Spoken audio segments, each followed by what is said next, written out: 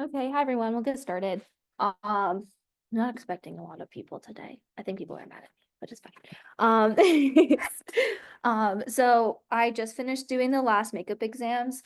So your grades should hopefully be out tomorrow morning. I'll send them, I have to just upload the ones from yesterday once I get home, and then I'll send an email to Dr. Ultimo saying everything's all good, and then she's just gonna push them to campus, so. Great. Any questions for me? Yeah. I think a little bit was given, based off of the average that I put in on Friday and then checked again Monday afternoon. It went up a little bit, so I think she did a little partial credit. Yeah.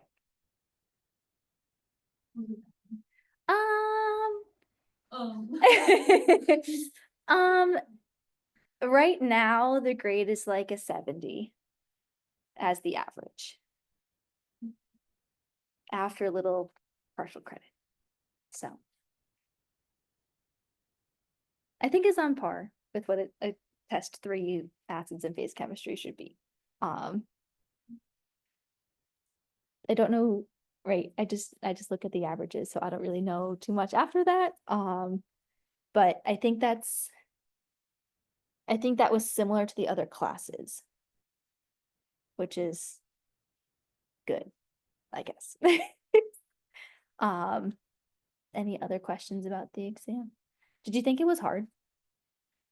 Yeah, okay. Did we? Mm-hmm. Yeah. Yeah. We can, I think I'm allowed to talk about those now. I think people are done taking the exam. So if you do have questions on them, we can't go over them. If you have questions on newer stuff, we can also go over that.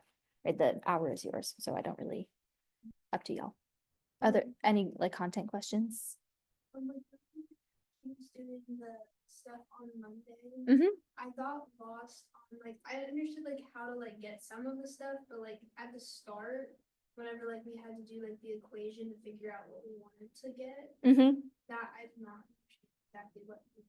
Yeah, absolutely. So just like finding where you're at in the titration step and stuff. Yeah, absolutely. To get volume, I was confused at what I was actually solving and how that related to what. Yep. Associated.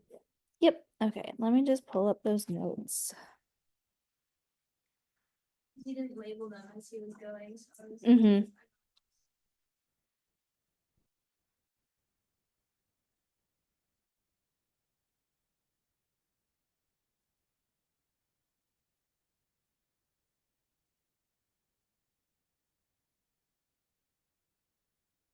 Okay, so as like a brief overview just of acid-base titration. Are you working?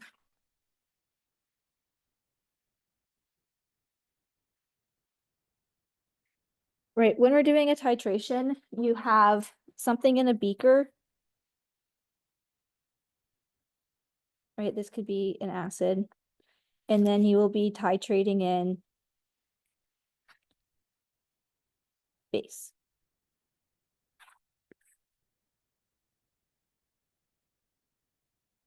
No, that's right. You have a base that you're going to be titrating in. So your pH probe is taking the pH of the thing that's in the beaker. So when you have a titration, when you're starting out, if you have an acid, are we going to be closer to 14 or closer to 0? Closer to 0, right? Because here 7 is neutral. So as we have an acid, if we're titrating whatever thing is the stronger component is what will be added into the system. So if we have an acid in our beaker, this would be a weak acid, right? It's going to start off as a weak acid and you're adding the strong component, right? So you have a strong base here. You can do it the other way, but if you do it this way, then this gives you the curve where it'll be pretty slow in the beginning and then it'll spike up and then it will level out that way. where it then shows that the equivalence point is somewhere in this basic range.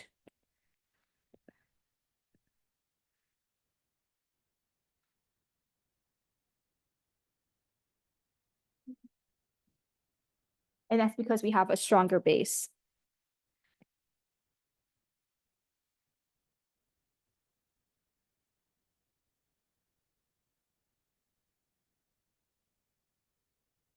That's being added. Okay. If we have the other way around, right? If we have a base that's weak and we have our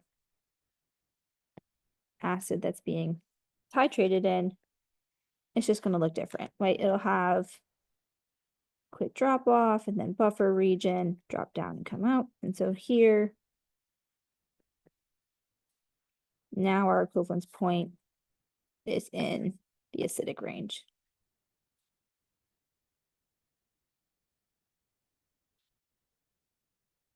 Because we're adding strong acid into our system.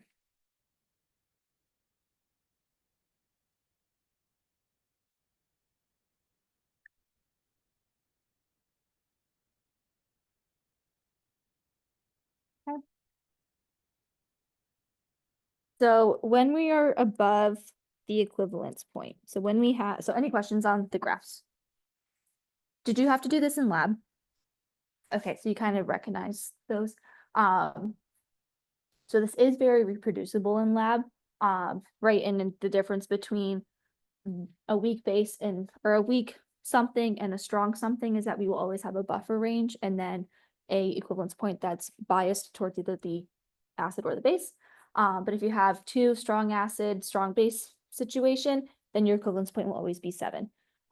So that's just the difference there. It's like where the equivalence point lies. So in either case, before the equivalence point, and we'll just hop in there.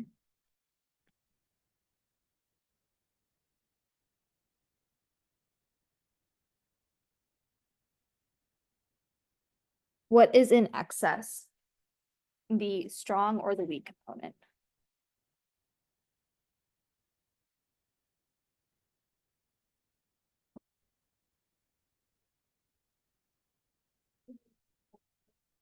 For in either case, right, if we have something that's weak and we're adding a strong component to it, before we get to the equivalence point, what is in excess? This weak component or the strong component?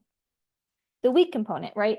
If we start off with a whole bunch of acid, weak acid, and we add just a drop of base, that acid will use up all of that base. So before the equivalence point, no matter what kind of titration you're doing in terms of a weak thing with a strong thing, you will always have excess weak component.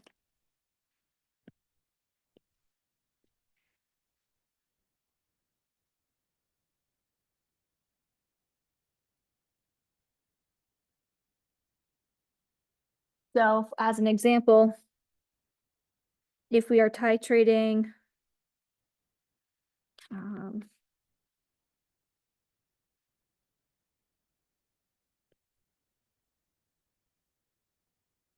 HClO3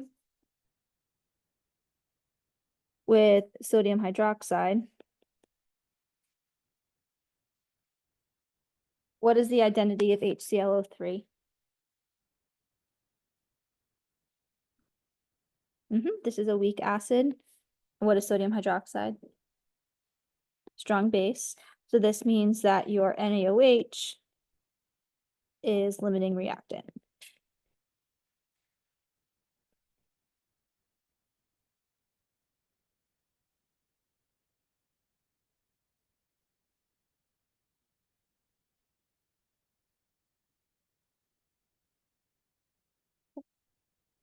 So if our NaOH is a limiting reactant, that means that's going to get all used up, which means that the HClO4 or HClO3 creates a buffer.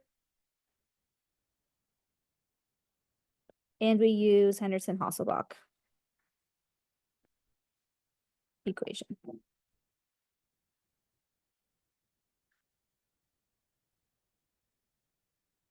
right? Whatever weak acid is left over, that will have some component of base and some component of acid.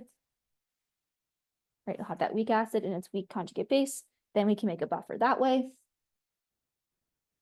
So that's very similar to one of the mock exam questions. I can't remember if it was on the actual exam, right? But like which components would make a buffer? We said that we had half the amount of moles of that sodium hydroxide to whatever HF it was that we were titrating with. Right, that still created a buffer because even though we used up that sodium hydroxide, there was still that weak acid HF left over. Therefore, I was able to make a buffer, and that's like this component here, right? We're still in the buffer range in terms of how much sodium hydroxide is being added.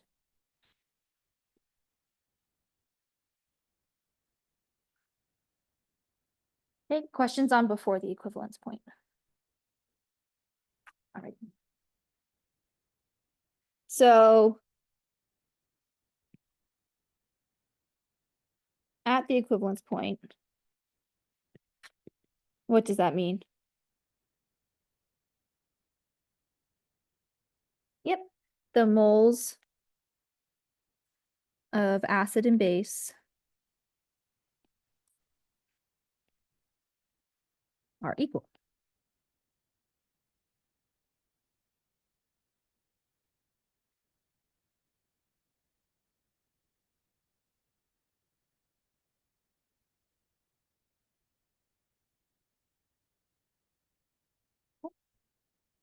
So when are the moles of the equivalence point, at the equivalence point, the moles of the base is the moles of the acid, which means that none of that strong base is present anymore.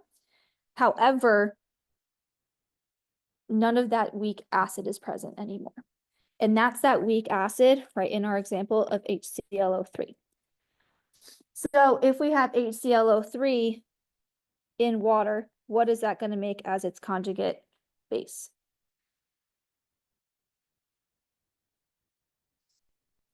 ClO3 minus and H3O plus. Okay, we no longer have this guy, and all of our H3O plus is reacting with the OH minus from our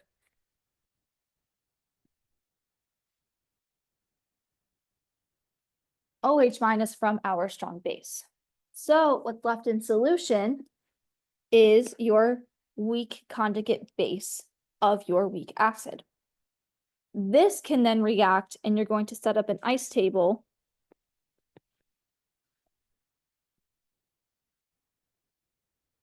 with your conjugate substance.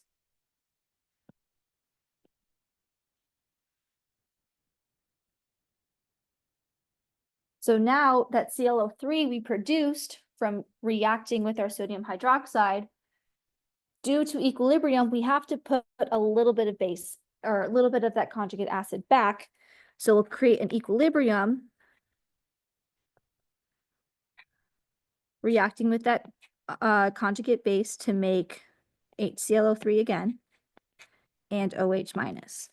But now what's different between the reaction in blue and the reaction in red is that previously we were producing H3O plus, right, which made it an acidic solution. However, at the equivalence point, our moles of acid and moles of base are equal. So we just have that conjugate base present, which means we're now producing base. We're producing OH minus. If we're producing OH minus, we now have a basic solution, which corresponds to the graph we talked about earlier, saying that we're going to have a basic equilibrium. So since we know we have to have a basic equilibrium, our ice table has to show that base is being produced. Okay, does that make sense? Why that happens that way? Therefore, we can use the Kb of ClO3 minus in order to use the how many moles are produced and the total volume, making the OH minus. Yep. So will it always, like the first equation, will it always be whatever your weak part is? That just like you do, like you set up with water first, Yep. and then but then you have to take that conjugate part and make a second equation? Correct. Is that always gonna be the case? Correct. Yep. Yep. So, right, the opposite is going to happen for our acids. If we have something where we were doing, right, we'll just do the opposite. We had ClO3 minus and H2O. We were producing HClO3 and OH minus, right? If this was our weak base that we were starting with. However, if we're at the equivalence point, this OH minus reacts with the strong acid added to the system. And we used up all of this. Therefore, this now comes the start of our ice table, still with water, to make that acid component that we're looking for.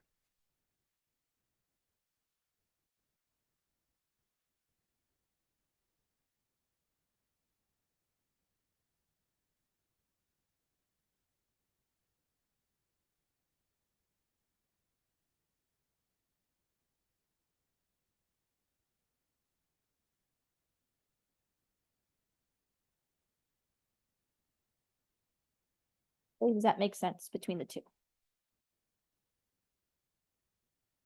Take your conjugate, whatever, make that the start of your ice table. And then just be careful and watch out for whatever Ka or Kb is given. Right, if you're given the Ka for HClO3, then you can use that directly because your acid dissociation, you're starting with your acid, you're producing acid. If you're given the Kb of ClO3 minus, then you have to switch it, right? Because you're not using Kb in order to produce base, you're using Kb to produce acid. So you just need to make sure you're looking at the correct component that way.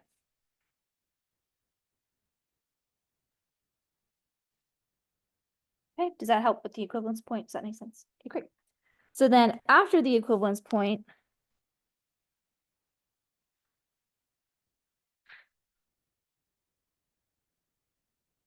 what's in excess? Your weak component or your strong component? Your strong component.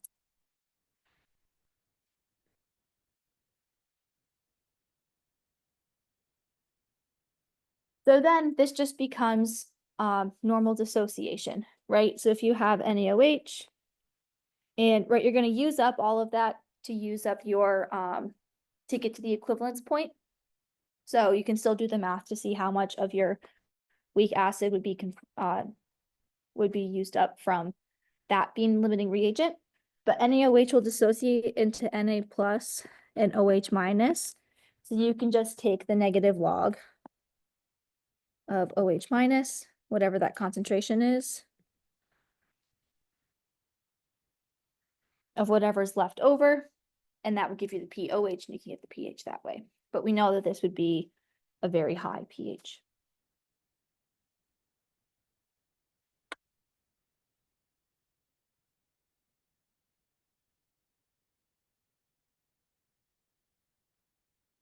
Right, and that just becomes your normal POH pH situation. So after the equivalence point is nice, right? You just need to say how many moles do I have, and then what's my total volume to get the concentration of OH remaining. Less math involved, I think, in that one. Okay, does that make sense for the different components of a weak thing with the strong thing? Okay. Any questions? All right, let's practice a little bit.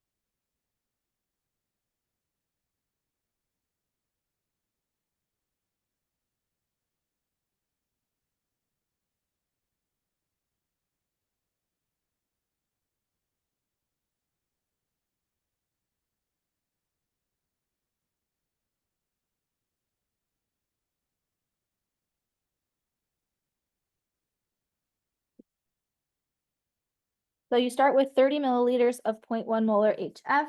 And what is the pH when 10 mils of NaOH is added? We have a Ka of HF for HF is 6.3 times 10 to the negative 4. Oh, that's what I wanted. We'll say this is, what concentration do you want it to be at? 0.1. Okay.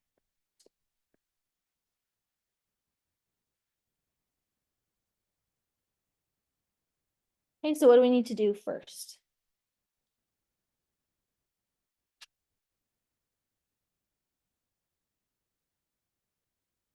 We need to convert everything into moles, right? So when we're doing all of our titrations, the mole is the most important component of your process, right? You need to see what thing is in least amount. So how do we get to moles?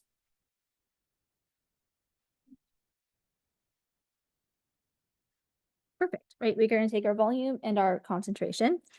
So for HF,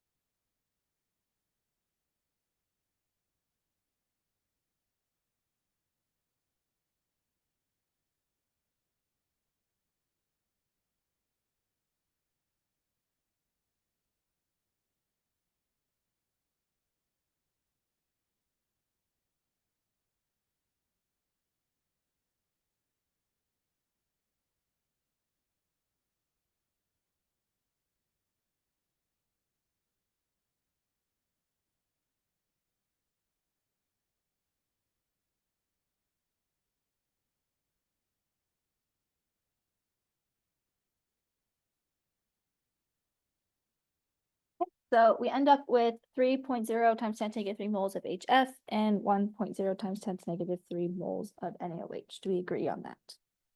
Okay, so which one is our limiting reagent? NaOH. So where are we in terms of our titration? Before, at, or after the equivalence point? We're before the equivalence point.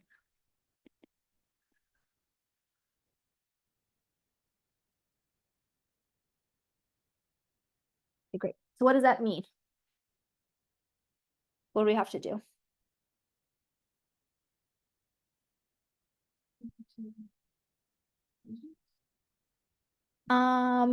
What two equations are you gonna set up?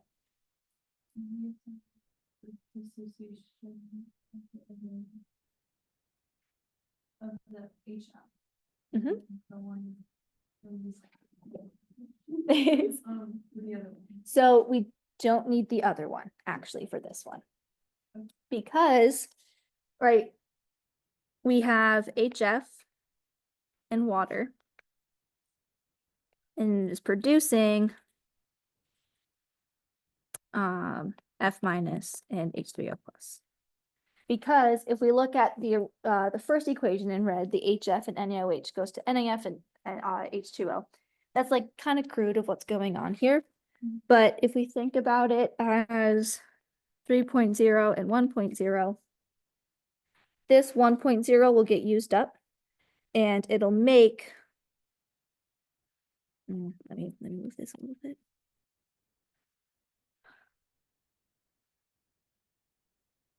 Right, it'll make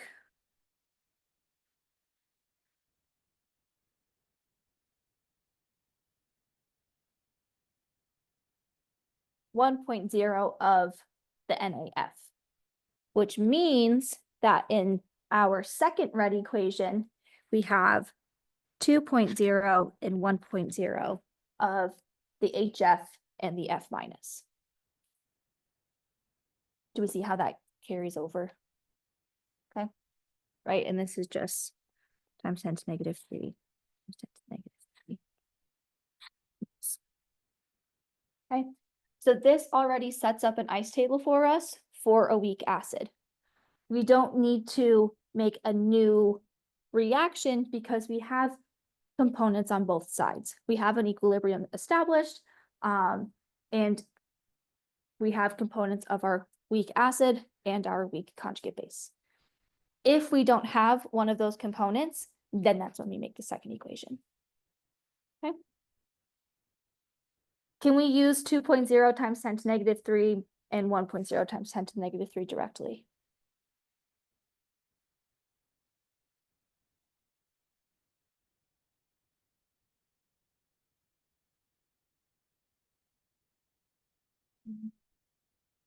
So technically you need molarity. Will it work if you forget? Yes. In your Henderson-Hasselbalch equation,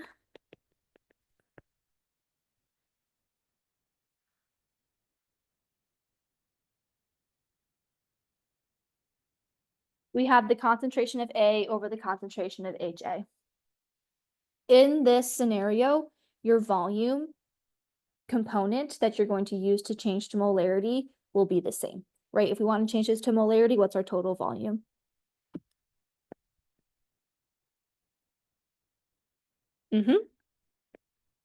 So if we took both of these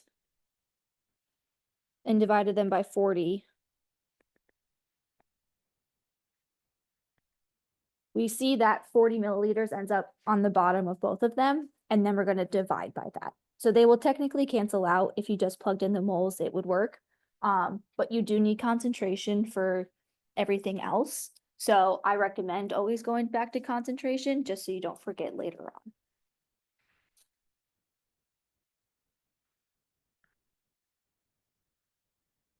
And then how are we going to get pKa?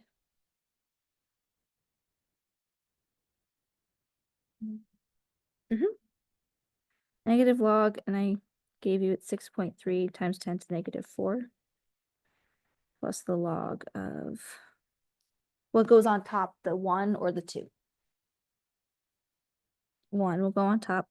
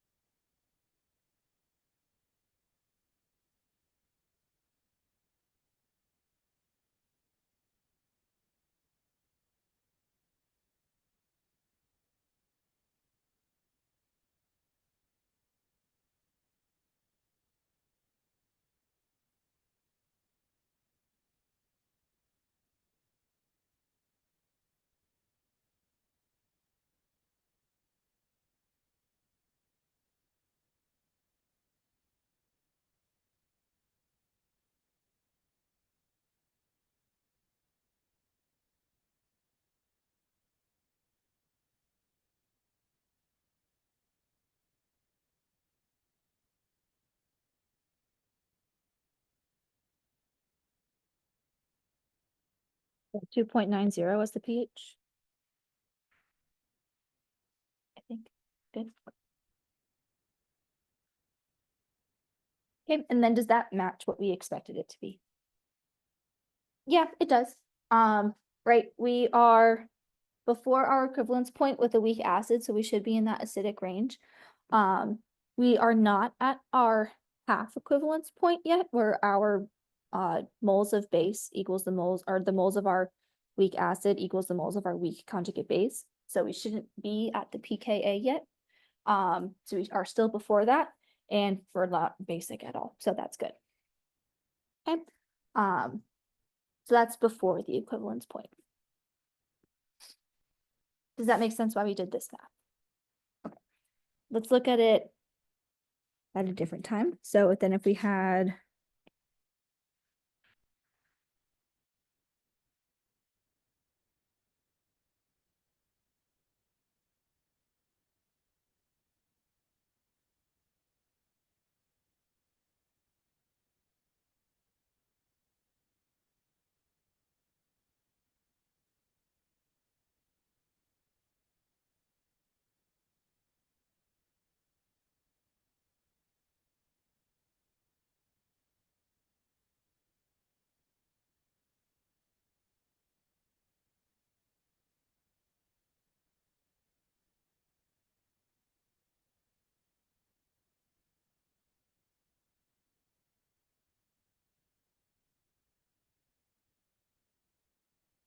okay, so now I have what is the pH when 30 mils of 0.1 molar NaOH is added to 15 milliliters of 0.2 molar HF.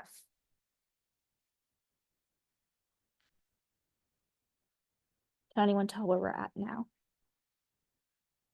Yeah, we will be at the equivalence point. So I know it might not look like it, but because 30 times 0.1 and 15 times 0.2 will be the same, your moles of your acid to the moles of your base will be equal.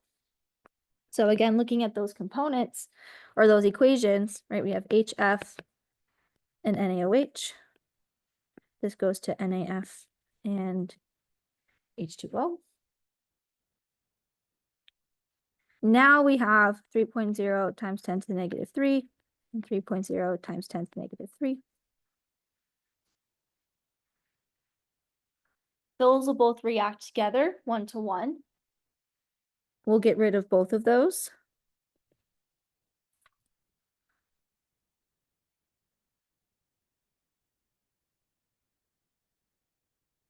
So we end up with 0, 0, and 3.0 times 10 to the negative 3 moles of NaF, which means we have 3.0 times 10 to the negative 3 moles of that F minus.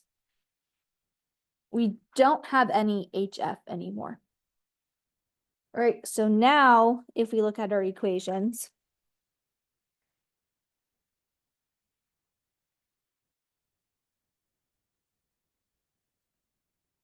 now we have 0, 0, and 3.0 times 10 to the negative 3. Since we don't have any of that HF of that conjugate or that acid that we started with, now we write the new equation. We have F minus plus H2O forms HF plus OH minus.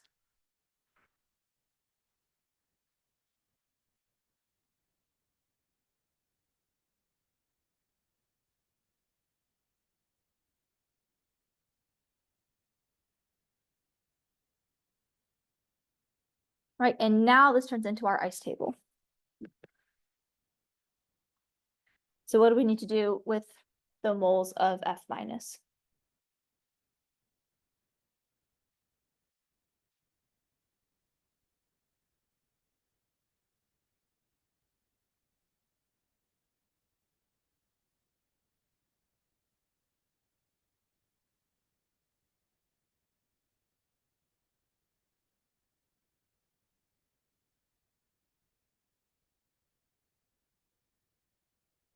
Yep, so we're going to set up our ice table. We need to use, right, we're given the Ka, and what does that mean? What do we use in terms of moles or molarity for an ice table?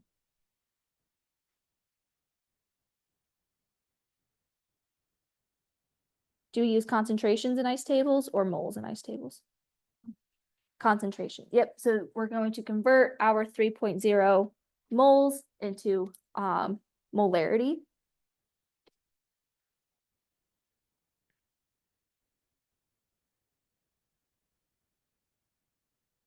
we should have 45 milliliters total, right? 30 from our base, 15 from our acid. So you're gonna end up with 0.067 molarity as your F minus. We don't care about water and what happens, right? And do we have any HF? Nope. Do we have any OH minus? Nope. So what does our change look like?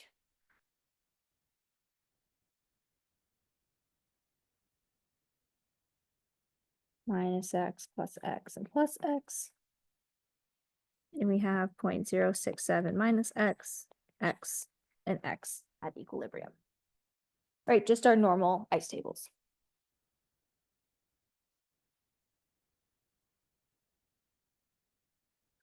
We're given Ka. Can we use that for our ice table? Nope, we do have to convert that to Kb. So Kw is equal to Ka times Kb. Kb will equal Kw divided by Ka.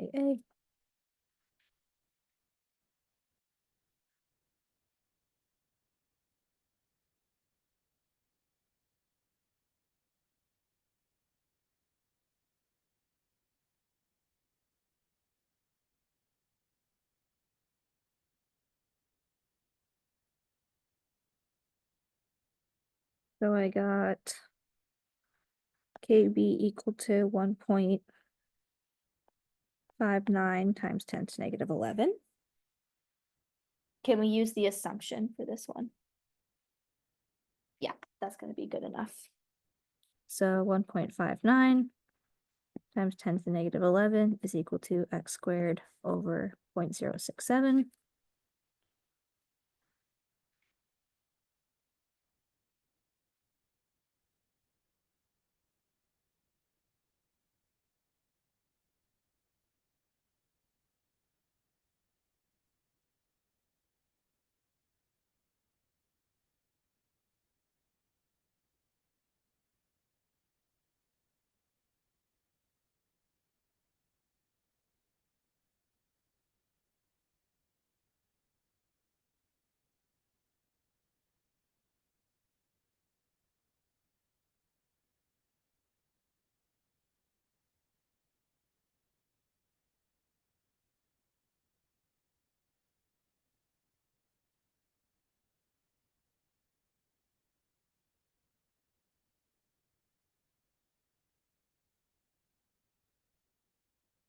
With a negative log of, so I got x equal to 1.03 times 10 to the negative 6, and the negative log of that is 5.99. Is that our answer? No. Why? Because what did we solve for here? Yeah. This is the POH, right? X is referring to the concentration of OH minus. So this is equal to the POH. So then we have to take 14 minus 5.99. And if I could do that, what's it? 8.01.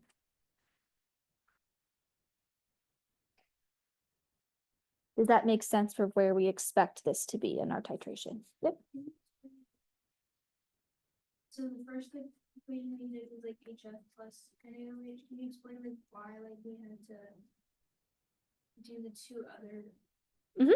Right, so I'm just looking for this equation up top, right? The first red equation. This, right? We're saying that HF is added to NaOH. So I just wrote HF and NaOH. What does that get me? That gets me NaF and H2O. Right, and if we broke that down into a net ionic equation, all of these are ionic. Well, almost all of them. HF, we recognize, or we should recognize, as a weak acid. That doesn't fully dissociate. So we would write HF plus Na plus and OH minus goes to Na plus F minus, forming H2O. Right, this shows us that Na plus is a spectator ion. So our net ionic equation is HF plus OH minus forms F minus and H2O. right? But we don't usually write acid-base reactions like this, right? This just shows us that some HF and some F minus is present in solution, right? That's what we care about, is this HF and F minus in solution. So then we think about, okay, what does that do, right? What does HF actually do? And what it actually does is once it's in solution and now it's roaming around in the water that it's in, HF will react with H2O to produce F minus, forming H3O plus ions, creating an acidic solution.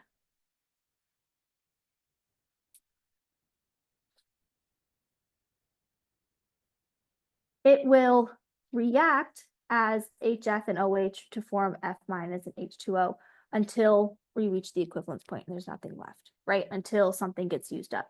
So this is going to be left over, that HF is going to be left over. So then we say, okay, that's a weak acid. What does a weak acid dissociation look like? And that looks like the weak acid reacting with water to form the conjugate base and H3O plus. Okay, does that make sense for those first two equations? Once we see that all of our water and all of our HF get used up, right, or all of our HF gets used up in this case, we form some of that F minus. We don't have any of our conjugate of our acid anymore. So this F minus is now a weak base, right? It's a weak conjugate base. That'll do the same thing. That will also react with water. And that's where that third equation comes in, where that weak base will now react with water to form some of that conjugate acid again, because it's always going to be in equilibrium, but this time it makes OH minus ions because it's a weak base reacting with water. Are you supposed to know that? Yes. Yep. So, right, that's just supposed to be, if you have an acid in water, or if you have an acid in solution, what would that do? It does that. If you have a weak base in water, what would that do? And it's just that second equation. That's only at the equivalence point, yes. And all of this happens because it's in equilibrium. Yep. Yes, yep. So if we had something where, right, it was H2SO4 and NaOH, right? Now we have a 2-to-1 ratio, right? Because if we were to write this equation out, this becomes H2O and Na2SO4. So in order to balance, we need a 2 there and a 2 here.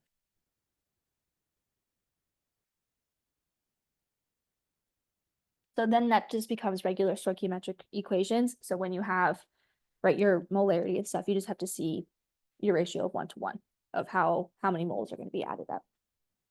So if we had, right, 0.1 moles here and 0.05 moles here, how do you find the limiting reagent? We'll just make it easy. If we had 2 moles here and 1 mole here, right? A couple ways you can find the limiting reagent. You can say how much of your Na2SO4 would be produced. So we have 2 moles. This is a 1-to-1 ratio.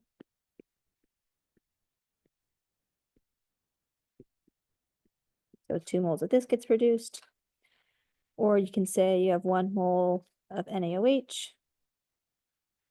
So 2 moles of NaOH is 1 mole of Na2SO4. So you only get 0.05 moles produced. So your sodium hydroxide is your limiting reagent in this case.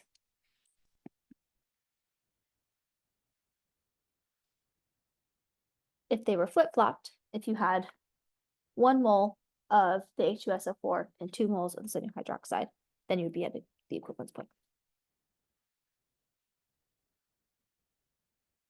Plug in the Do we need five to subtract out the concentrations or not the concentration, but like the moles? Yes, yep, so, right, this was just solving for the, that was just solving for the limiting reagent. If you needed to find out how much was being used, then you would say, okay, if I have 1 mole of NaOH, how many moles does that use up of the H2SO4, right? So you have 1 mole of NaOH. You have a ratio of 2 moles of NaOH to 1 mole of H2SO4. So that gives you, again, 0.5 moles of H2SO4 used. So then you have 1.5 moles of H2SO4. And with water, right, that'll produce HSO4 minus and H2O. And you have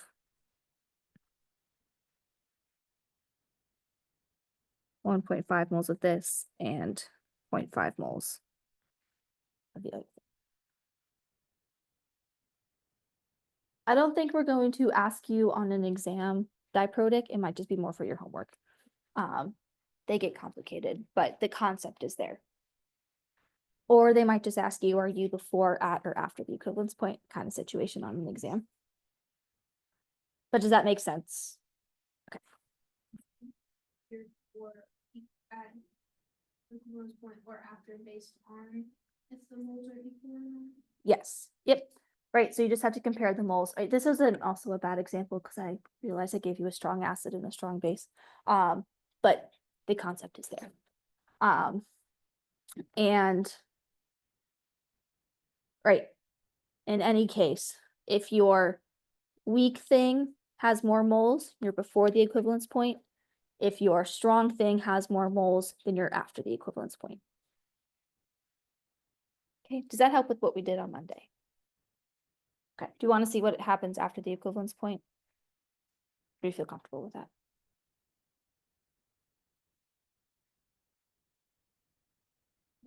Good. Does that help with your questions on the math? Okay, great. Like step by step. Yep, absolutely. And I always have to remind myself, like, okay, where am I? And if you just remember like the general rules of which moles are in greater or which one are in excess, then that helps you as well. And you said we'd also have those like 2 extra steps only at the equivalence point? Only at the equivalence So point, before and after, just have that. just the one, right? And after, right, then it's just sodium hydroxide. So in the case that we were using. So you just need to find out how many moles of excess are left over and then get the concentration. And that's what you're saying. Of that. It's Yes. like simple. Yes, yep, right, so if you had excess 0.2 moles, right, in 50 milliliters, right, then it's just 0.2 divided by 0.05. I know what that is. It's hard. So that's 4 as your concentration of OH minus, right, so you could just use 4 in your negative log. Yeah, after the equivalence point is very easy. It's excess, concentration, negative log. You almost don't need an equation for those. Any other questions?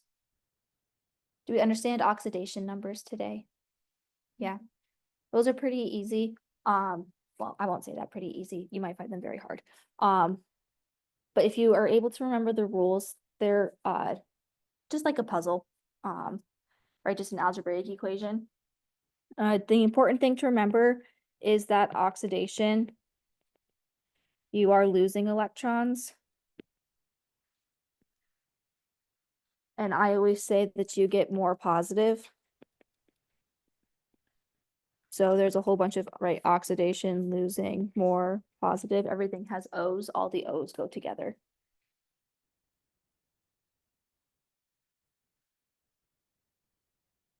And then reduction is just the opposite. So then reduction is gaining electrons, and you get a greater negative. So now you have no O's, right? Except for the O in reduction, but right, reducing, gaining, greater, negative, right? All of that is like an E or an A sound. So all of those stay together as well.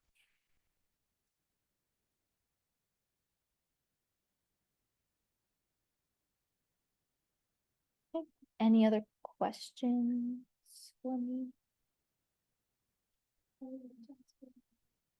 Yeah, yep, we can do. I think I did all of my makeup exams, so. So one of the questions is like, if you have a 7 pH and you add an acid, like I think it's HCl, and you end up with the 7.1 pH, Mhm. how many moles of acid should you have? How many?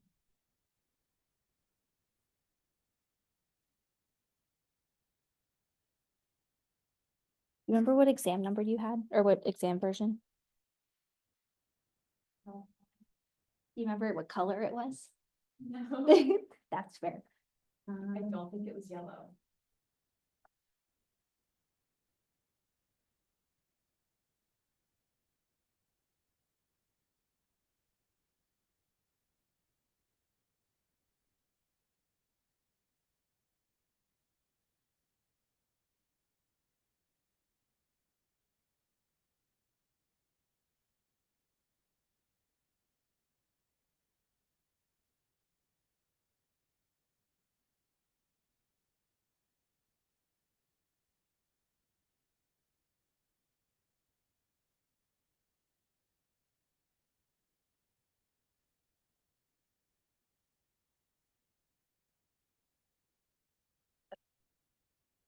So you have KH2PO4 and K2HPO4 buffer. Okay, so if you have a buffer like this, or they give it to you with a slash in between, and you say the word buffer, then I immediately want you to write KH2PO4 and water. Or actually what I want you to do is I want you to get rid of any ions. And what is that going to do? Right, you're forming K2, so that's HPO4 2 minus. We are removing an H between H2PO4 and HPO4 2 minus. So is H2PO4 minus an acid or a base?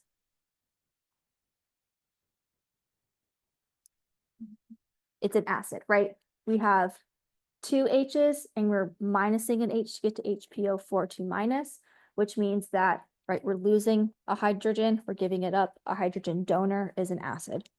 So we're forming H3O plus. Okay. This has a pH of 7.10. How many moles of HCl need to be added to decrease to 7? Assuming there is no volume change on the addition of HCl. Okay, so if we're looking at H2PO4 minus going to HPO4 2 minus, what kind of acid do we have? We have a weak acid, and then you're given Ka1, 2, and 3. Which Ka are we at? We're at Ka2, right? Because Ka1 is H3PO4 dissociating into H2PO4 minus, right? So that's Ka1. So Ka2 is the one we're using here. Okay.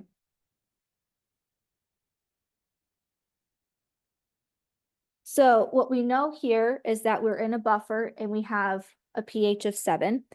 If we take the Ka or the pKa of pKa2,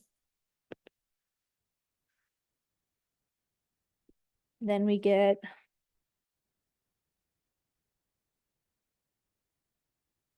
negative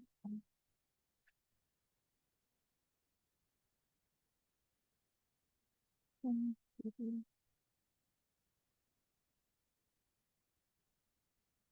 we get that the pKa is equal to 7.2.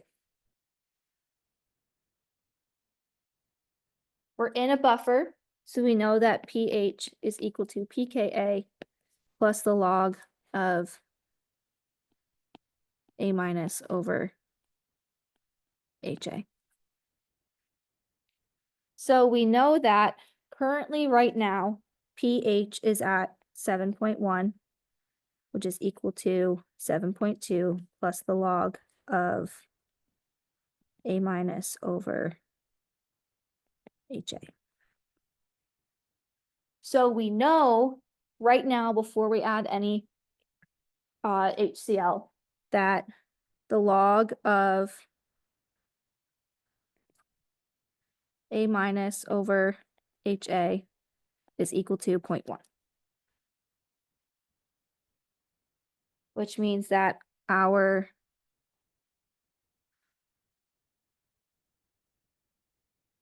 ratio of A1 or A minus to HA is the base 10 of 0.1.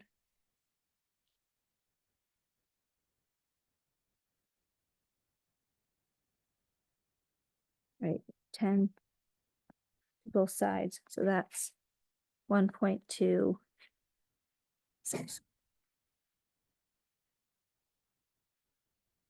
Okay, so we have A minus equals to, or A minus over HA is equal to 1.26.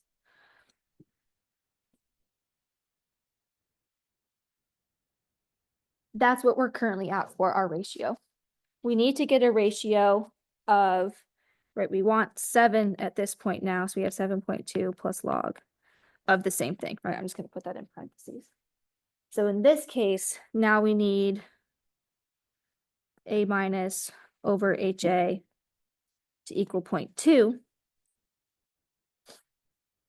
And then 10 to 2 is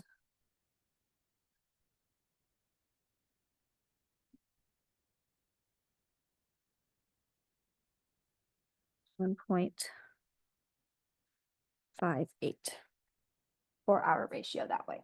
Right, so we know what those need to equal.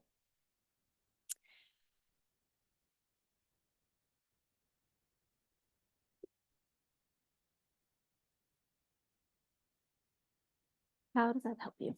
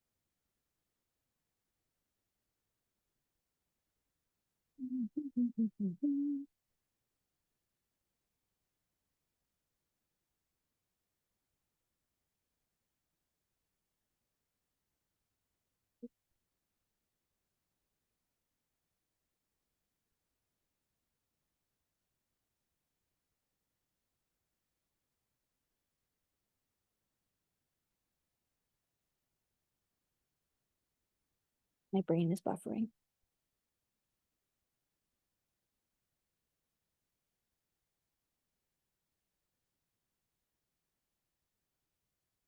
You have no volume change. But your HCl is reacting with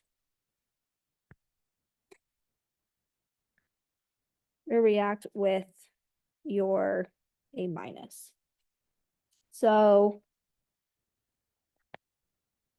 HA plus H2O plus 2 H3O plus.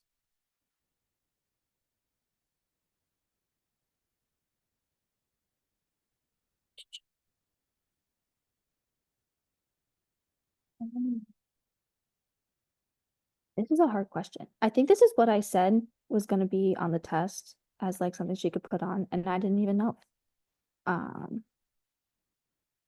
Let me look, hold on. That's a good sign that I'm like struggling.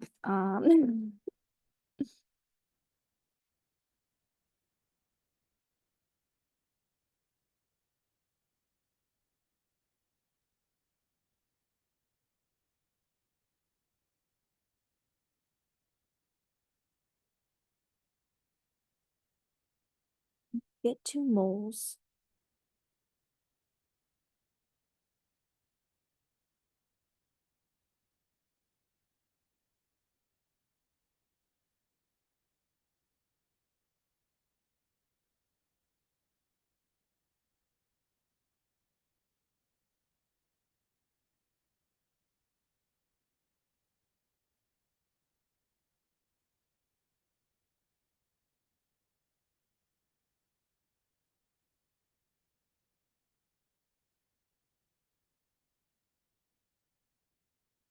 Okay, so honestly, if I was you on the exam, this is where my brain went. I'm looking at 1.26 and 1.58, and I subtracted those and got 0.32, and 0.026 is like, that's what I see, but that's not right. Okay, math.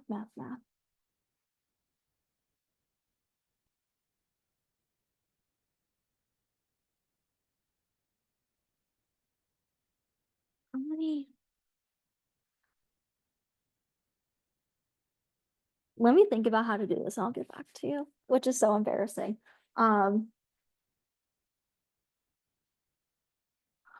She expected you to do this on the exam? There's a way to do this. Yeah, there's totally a way to do this.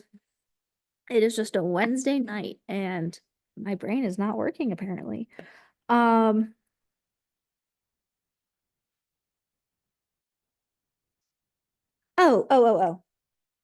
This is at, so your original is at 0.1 molar for your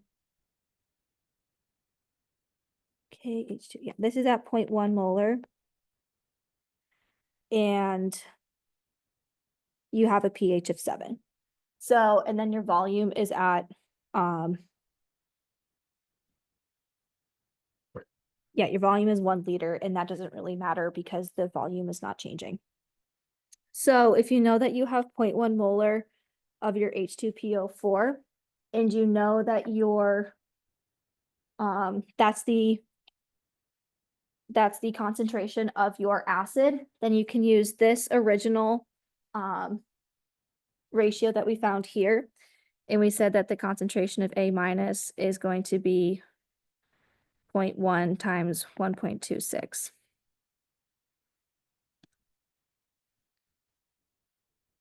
So you get, right, so A minus is 0.126 moles.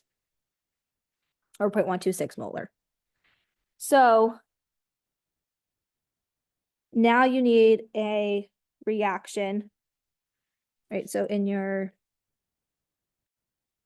H2PO4 minus and H2O, you have HPO4 2 minus and H3O plus. So your initial for your ice table is 0.1 and 0.12. What did I say? 0.126. You then have your change and equilibrium.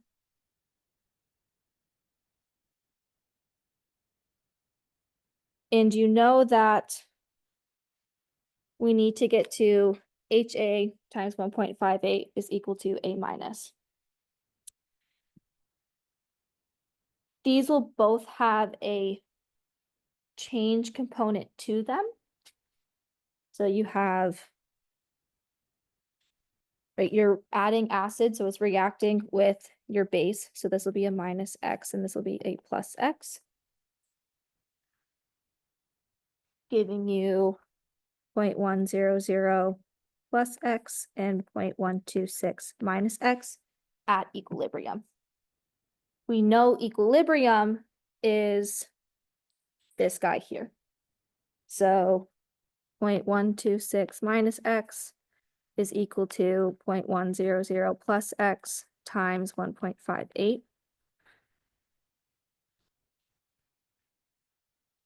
And then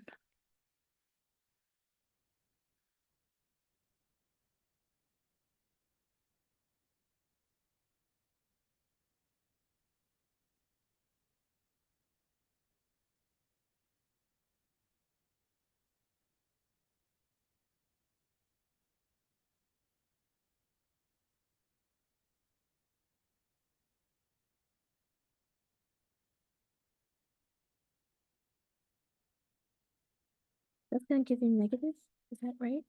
No.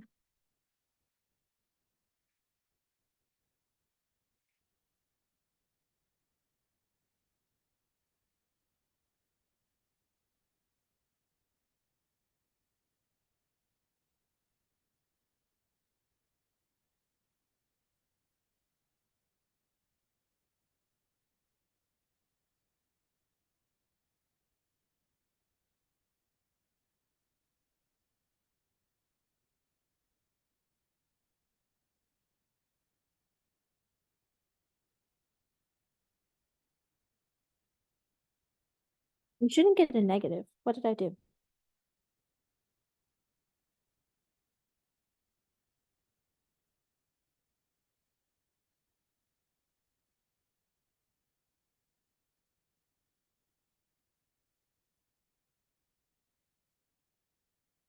Shouldn't it be two?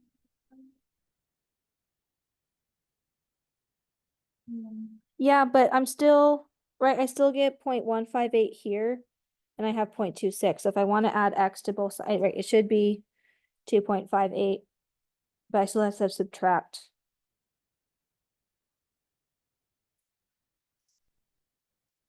I can tell you. It was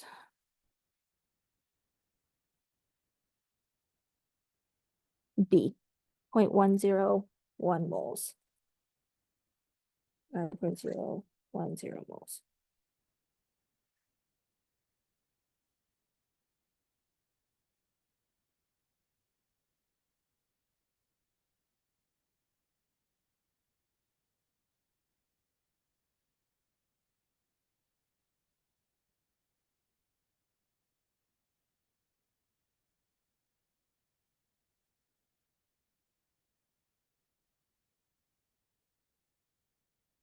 Well, how can you get to moles if you don't know the concentration? How many moles of each?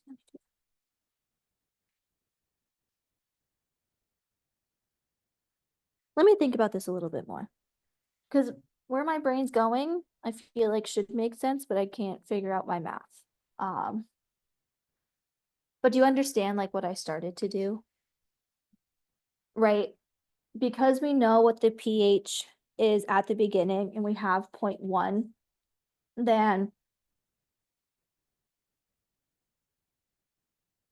right, then we should be able to figure out what the concentration of our conjugate base is at that time. If we add moles of acid, it will react with the base. So at our new pH of 7, we should have more acid and less base at that equilibrium or at that pH. So we need to get rid of some of the molarity of the base and increase the molarity of the acid. We know what that ratio should be for the no, okay, so maybe that's what I did wrong.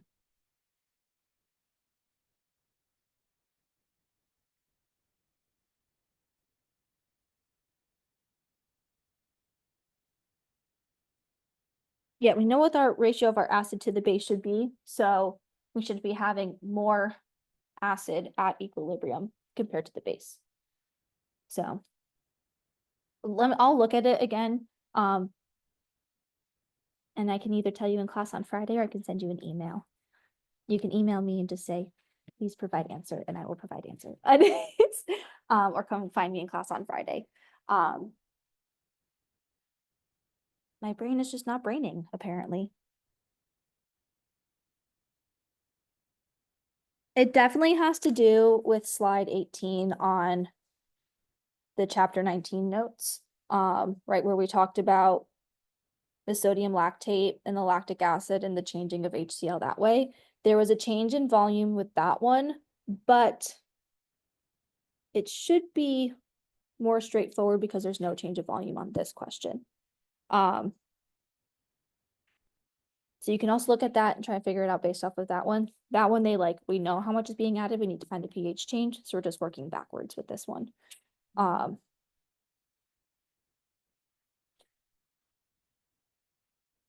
Yeah, I'll look at that a little bit more and then I'll let you know. Sorry, I'm not like, this is so easy, right? But it's hard, so I understand. Maybe that makes you feel worse. I don't know. Acids and bases are hard, y'all. It's yeah, it should be probably tonight. Yeah, I have all of them. I have all of them scanned in. I was so tired last night. I have them on a flash drive and I didn't even get to my flash drive. So I just need to upload those to Grayscope from yesterday, and then I just need to tell Dr. Alkmos they're all in. The makeup exams I had to do today are already put into Gradescope. So just need to tell her they're all in, and then she'll push them to Canvas. Yep. Okay, I guess we will cut it off there. If you have any other questions besides 10, because I will let you know, just let me know and I'll see you on Fridays. Thank you.